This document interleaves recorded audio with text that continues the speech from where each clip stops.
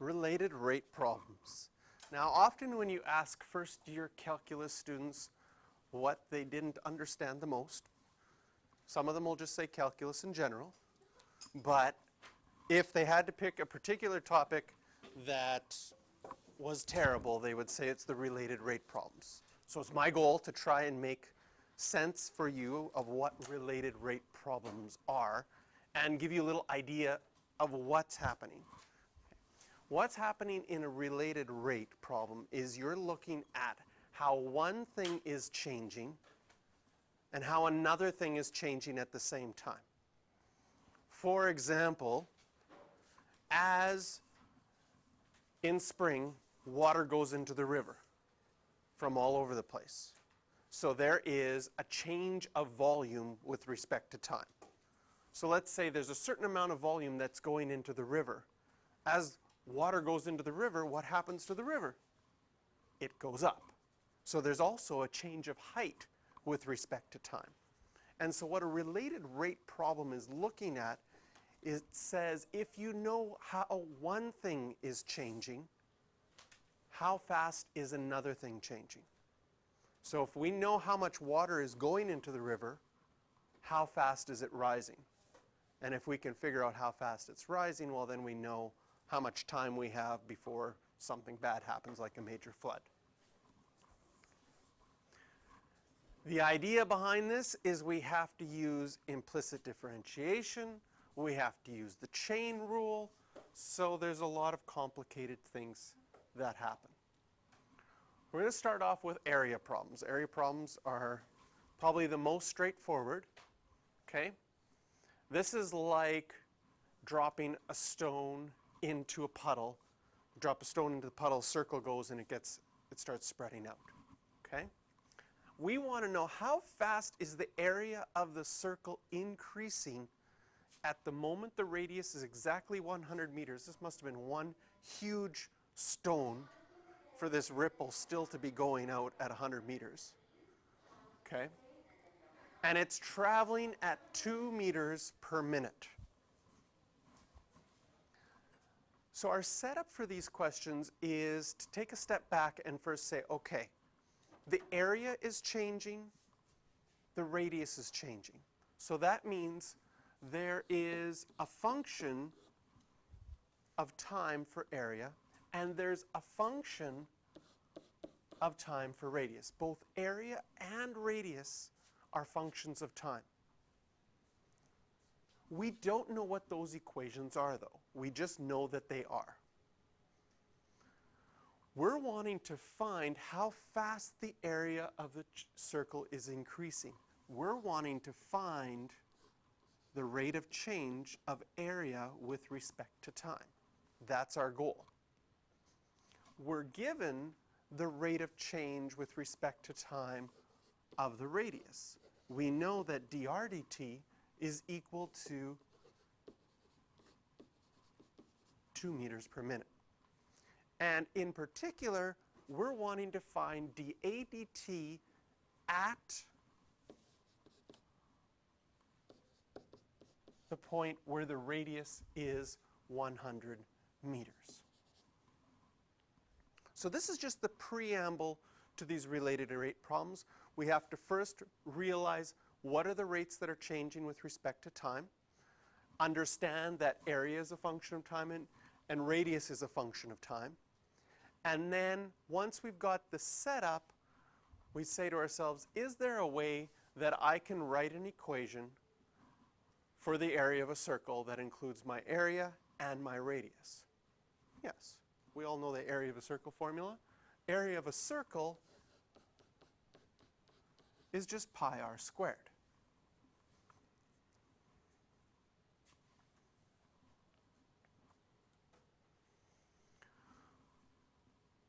We have it set up now. And now that we have it set up, we can take of this equation that we have the derivative with respect to t. Do you see any t's in that equation whatsoever? No. There's no t's in that equation. But this is where the idea of area is a function of time. So even though we don't know what that equation is, there's t's in that equation. And radius is a function of time. So even though we don't know that equation, we know that it exists. And so when we take d dt of this equation, it's going to be implicit differentiation. How do we do implicit differentiation? What's the derivative of a? It would be 1, and then you would have dA dt. What's the derivative of pi r squared? Well, you'd have the 2 would come out in front, and then the chain rule would say the derivative of r is dr dt. So that's our implicit differentiation with our chain rule. We just took the derivative with respect to t, even though there was no t's in our equation. But because we knew that area was a function of time, we could do that. And because we knew radius was a function of time, we could do that. What are we wanting to find? We're wanting to find dA dt. If we look at our equation, we now know everything else in that equation except for dA dt. Because we want to find dA dt when the radius was 100 and dr dt is equal to 2.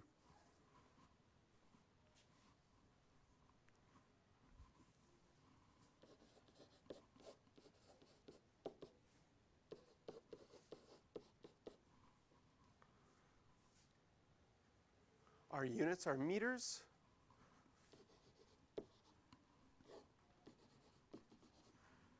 Area is measured in meters squared per minute. So that means that this circle's area is increasing hugely at this point.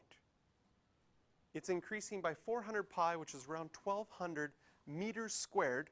You know how big a meter squared is? Draw a meter by a meter. 1,200 of them each minute. Okay? So this probably is not likely, you know, a big stone dropped in. You'd have to travel out, way out into the middle of the lake, and then watch it from above. But what this could tell us is something, you know, maybe more devastation.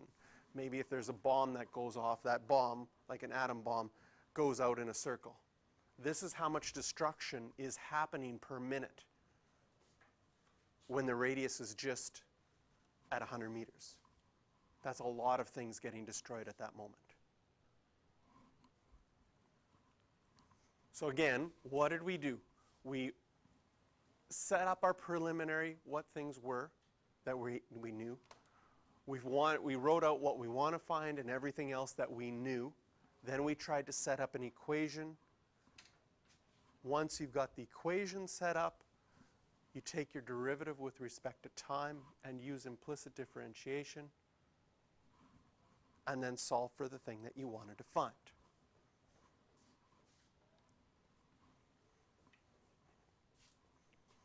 So we've got a balloon, and we're going to, for the sake of this question, imagine our balloon is a perfect sphere, because I don't know the actual formula for a balloon that's like, I guess you could put a half sphere on a cone. Well, it's not perfectly cone.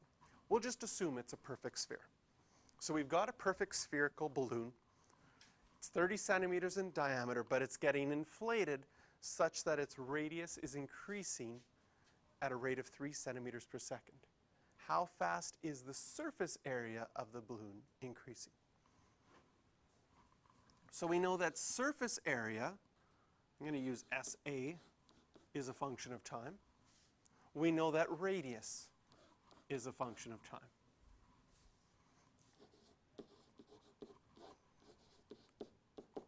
We want to find out how fast the surface area is increasing. So this is our question mark. We know the rate of change of the radius. It's at 3 centimeters per second.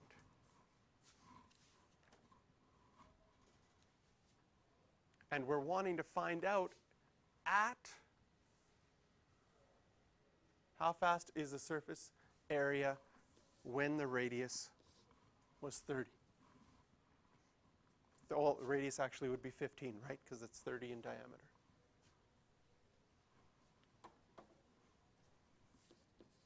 At that point, how fast is the surface area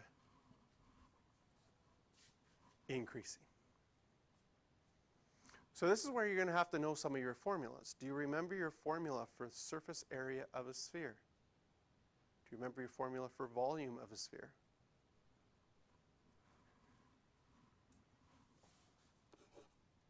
Volume of a sphere, surface area of a sphere? No? Yes? So volume of a sphere, 4/3 pi r cubed. Surface area of a sphere is 4 pi r squared.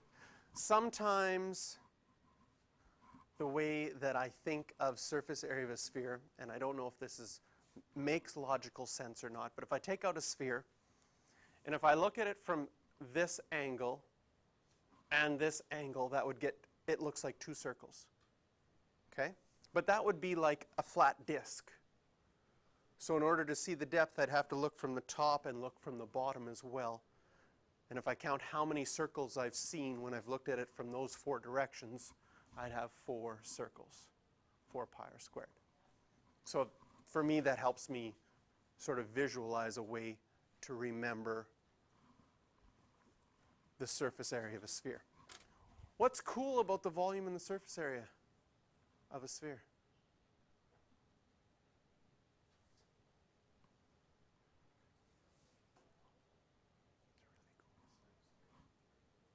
The surface area is the derivative of the volume. Isn't that cool?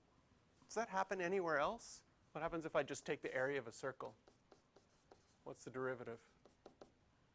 2 pi r. What's that? Circumference.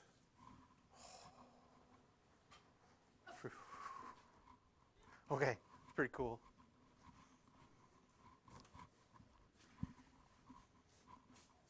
So our surface area is 4 pi r squared. And so if we have to take the derivative with respect to time of this, what are we going to get? Well, our derivative of that's just going to be 1, so we're going to get dSA dt. Here the derivative would be 8 pi r, and then the chain rule, dr dt.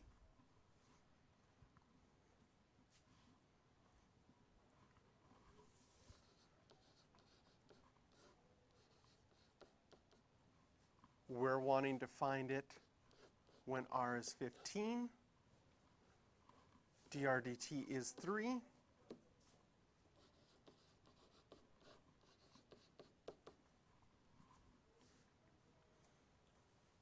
And what do we get? 8, 120, 360 pi. Ooh, that's kind of cool too. What were our units? Our units were centimeters per second. Area is measured then in centimeters squared per second.